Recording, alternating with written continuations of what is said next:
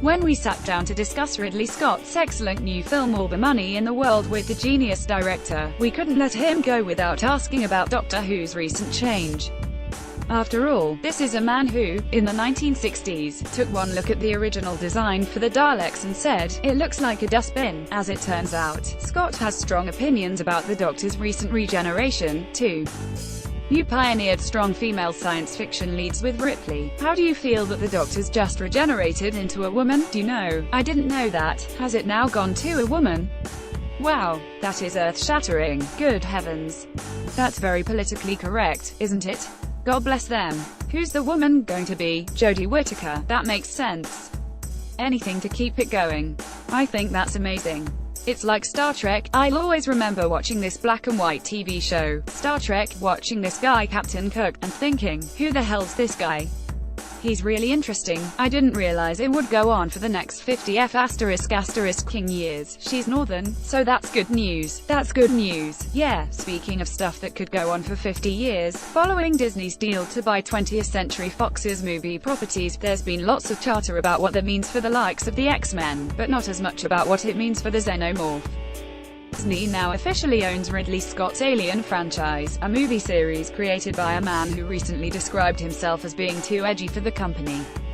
Disney now has the Alien franchise. You've said you're too dangerous for Star Wars. Will Disney think you're too dangerous for Alien? Disney has the most successful formation of demographics in terms of projects related to audience. They know exactly what they're doing. They probably feel frustrated from time to time, when they want to move into a less Disney-esque universe, and I'm sure this might be part of the plan.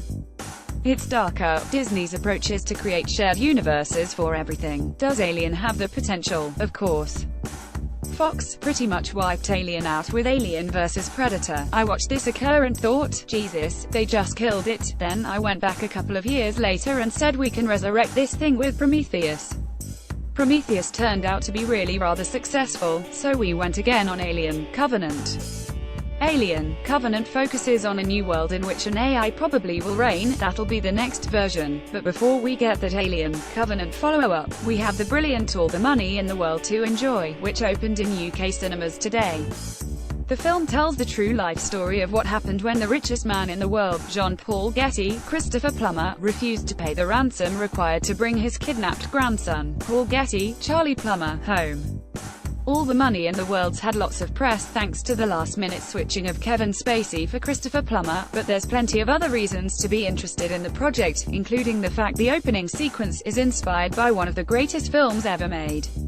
The opening to All the Money in the World reminded me of Fellini, La Dolce Vita specifically. Definitely good. What's that intentional? That was totally planned. I found a square and literally tried to construct La Dolce Vita.